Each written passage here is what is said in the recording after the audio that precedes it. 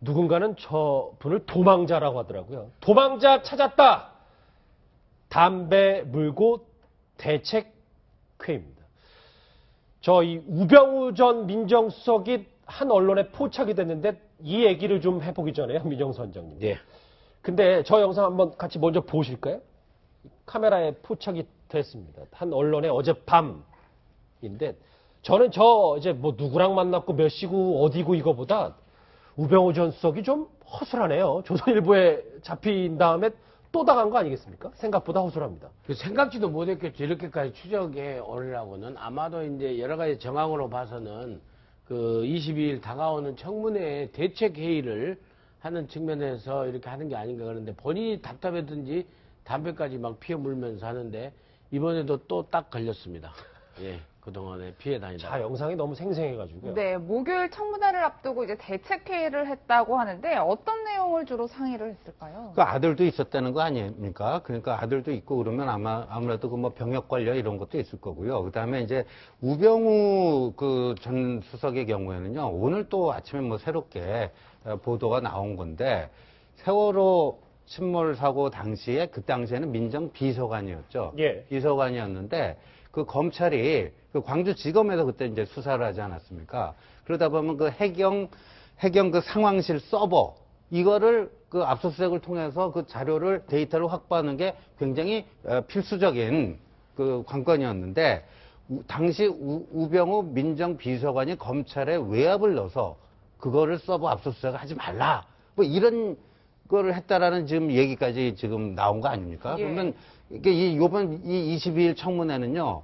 이게 우병우 청문회라 해도 과언이 아닌데, 그렇죠. 그러니까 바로 이제 만약에 이게 사실이라면 이거 명백한 직권남용에 해당되는 거 아닙니까? 그 다음에 이제까지 말이에요. 민정수석실에서 검찰 수사를 나름대로 컨트롤하고 있다. 우리가 다들 그렇게 생각했지만 그게 뚜렷한 증거로 나온 적은 없어요, 사실. 그래서 역대 뭐 민정수석실에서 뭐 이런 것 때문에 뭐 처벌받은 선례가 별로 없었습니다. 그런데 이게 만약에 사실이라면 우병우 전 수석은 이제 어쩌면 이걸로 인해서 이제 법적 책임을 져야 되는 그런 상황까지 가는 거죠. 예, 검찰 출석할 때도 레이저 눈빛을 쓰면서 여유로운 모습을 보였던 우 전 수석, 청문회는 좀 부담스럽긴 한가 봐요. 근데 확실히 부담스럽죠. 왜냐하면 지금 다 말씀하셨던 것처럼 22일은 사실상 우병우 청문회니까요. 예. 뭐 모든 사람들이 지금 다 관심을 기울이고 있고 그동안에 또 계속 도망 다니시면서 출석 요구서도 안 받고 동행명장에도 대응하자. 그러니까 현상금까지 걸렸잖아요. 그러니까 국민들에 대한 분노 게이지가 여기까지 올라온 상황이기 그렇죠. 때문에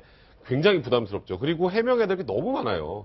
지금 아들하고 같이 있는 건 이제 아들 저 코너링 아들 그 꽃보직 논란부터 시작을 해서. 그러니까 아들한테는 본인은 이제 어느 정도 법적인 대비가 그렇죠. 돼 있는데 아들한테 이제 여러 그래서 아마 청문회 준비를 하는 겁니까? 그렇죠. 이 변호사가로 추정되는 사람이 한 명 더 있는데 그런 부분까지 논의가 된 것 같고 저기 들어가 저희가 지금 어디냐면요. 그 가족회사 정강 있죠. 예. 거기 사무실이에요. 가족회사 정강 사무실에 가서 10시간을 그것도 꼼짝도 하지 않고 유일하게 변호사가 밥도 안 시켜 먹고 예. 그리고 아들이 한번 주차장에 내려서 뭐 갖고 올라간 게 전부일 정도로 굉장히 보안에도 신경을 쓰고 있는 그런 모습인데요. 10시간이나 지금 계속 담배를 계속 물어가면서 하고 있다는 건 우병우 수석도 굉장히 좀 초조하다. 뭐 이런 반증이 아닐까 싶네요. 이현정 의원님. 네. 근데 잠적 후에는 저렇게 언론 카메라에 포착이 되기 전까지는 이게 지금 22일 만에 거의 제대로 모습을 드러낸 거니까.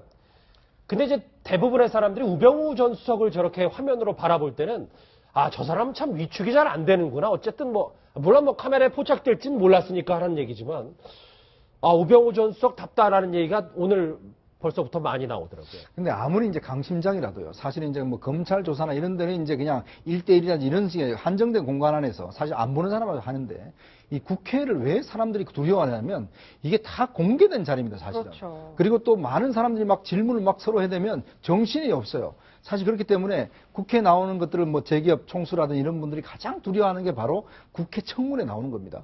그러니까 왜냐하면 이게 몇 시간 동안 앉아 있으면서 집중적으로 질문을 받고 또 그런 일거수일투족이 다 국민에 노출되지 않습니까? 예. 그만큼 두려운 것이죠. 그래서 이제 공개적으로 하는 것 자체가 굉장히 힘든 것이고 김기춘 실장 같은 경우도 그렇지 않습니까?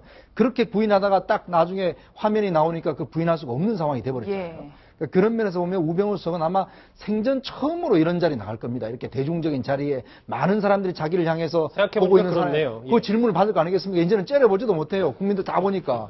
누가 잔바떼기 갖다 준 사람도 없습니다. 예. 이제는 뭐 쉬는 시간도 없습니다. 그냥 앉아서 담배 피울 시간도 주지도 않고 그렇게 집중 질문하기 때문에 만약 여기서 한마디만 허틀게 하더라도 그게 책이 잡힐 수가 있어요. 그렇기 때문에 오늘 저렇게 집중적으로 연습을 한 거는 뭐냐면 그 집중되는 질의, 그 다음에 여러 가지 질의에 대해서 어떻게 할 것인지 또 그 다음에 이거에 대한 또 마음의 준비도 좀 하는 것 같습니다. 어찌됐든 내일 모레 있을 이제 5번째 청문회가 이번 청문회 하이라이트가 될 수도 있다는 생각이 좀 드네요. 예, 앞으로 뭐 대책회의 다른 장소에서 할 것 같은데 예, 자정이 넘게까지 대책회의를 한 이후에 장모의 집으로 갔다고 해요. 그럼 그동안 장모 집에 좀 숨어 있었다 이런 추측이 가능할까요? 뭐 그게 지금 가장 합리적인 추론인 것 같아요. 그리고 앞으로 이제 정강 사무실에서는 대책회 못 하시겠네요. 지금 벌써 이제 언론에서 어디서 해야 노출이 됩니까, 돼버렸으니까 청문회 준비 또 딴 데서 하셔야 될 것 같은데. 그렇죠. 근데 이제 장모 김장자 씨 집에 계속 있었다면 또 하나 논란이 될 수 있어요. 출석 요구서도 안 받고 그리고 동행명령장 들어갔을 때도 거기 없는 것처럼 행세를 했다라는 그렇죠. 내용도 좀 많이 되거든요. 예. 그러니까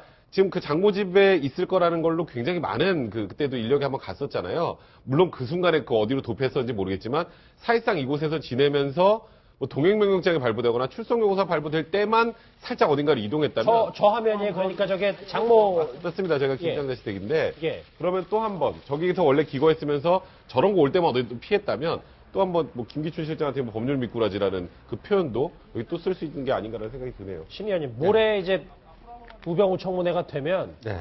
근데 이제 대부분의 사람들은 또 김기춘 전 실장처럼 다 모르쇠로 하겠다. 네. 라는 예측 가능한 건데 근데 마냥 그럴 수는 또 없는 거 아니겠습니까? 예를 들어서 말이에요. 그 이제 의원들이 그 최순실과 우병우 장모의 관계에 대해서 우병우 증인에게 집중적으로 물을 텐데 저 부분에 대해서도 아마 준비가 돼 있을 거예요. 그런데 이게 예를 들어서 장모님 일이라서 저는 잘 모릅니다. 뭐 이런 식으로 이제 답변을 하면서 예. 피해 나가려고 할 텐데 이제 이런 식의 그러니까 잘 모른다, 기억이 안 난다, 제가 직접 경험한 일이 아니니까 우리 장모님 일은 모른다. 뭐 이런 식의 어떤 어법으로 그 나름대로 그 국회 청문회의 그 문턱을 넘어서려고 이렇게 할 텐데 그럼에도 불구하고 저렇게 이제 그 긴장하고 있다라는 거는 아까 이현정 위원도 지적했듯이 뭔가 그 장시간 하다 보면 본인이 의도하지 않은 실언이나 실수나 그런 것들이 나와서 결정적으로 책을 잡힐 수 있기 때문에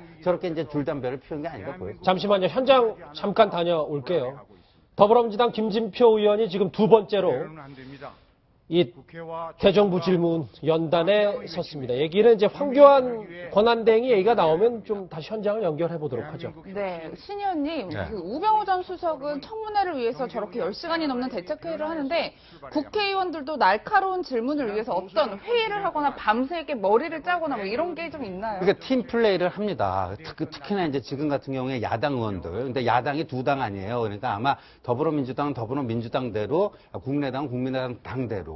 그래서 나름대로 그 국회의원들이 서로 간에 튀려고 좀 한 건 하려고 하는 경쟁 의식도 있지만 혼자서 어떤 그거를 파헤쳐내기에는 한계가 있으니까 그 필요한 정보를 서로 공유를 하고 역할 분담을 해갖고 팀 플레이를 할 수가 있는 거거든요. 예. 그래서 아마 우병우를 그 청문회에서 그 쓰러뜨릴 수 있는가 없는가는 야당의 어떤 뭐랄까 능력하고도 직결되는 문제이기 때문에 제가 봤을 때는 뭐 박영선 의원이 또 저 우병우 전 수석에 대한 어떤 개인적 감정도 보통이 아니잖아요.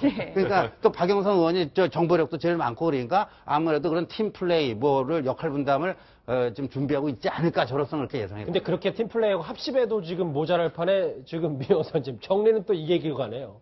예. 위증교사 때문에 지금 뭐 이틀 뒤에 저 우병우 수석 얘기 잘 될 수 있을지 지금 아직도 이완희 의원은 오늘 새누리당 의총에서도 본인들이 얘기를 했어요. 뭐 난 그런 적 없다. 의원직 걸고라도 얘기하겠다고 했는데. 근데 우선은 그 세 분은 또 세 분 중에 특히 한 두 분 정도는 특히 그 우선 청문위원회에서 좀 그 제외하는 게 국민 감정상 맞지 않나는 생각이 드는데 본인들은 또 억울하다고 하는 측면도 있는 것 같습니다. 근데 그 문제보다는 아무튼 5차 청문회는 우병우 전 수석에 대해서 철저히 청문을 해야 되기 때문에 그 문제는 좀 그 뒤로 미루고 이렇게 좀 하는 게 더 필요하지 않을까 이런 생각을 해봅니다. 예. 대정부 질문 지금 뭐 더불어민주당 김진표 의원이 유일호 경제부총리에게 질문하고 있다는 얘기도 좀 들려오는데요. 이어지는 또 채널의 뉴스에서 대정부 질문 황교안 권한대행 모습도 함께 짚어보도록 하겠습니다. 네, 여러분은 지금 뉴스 특급과 함께하고 계십니다.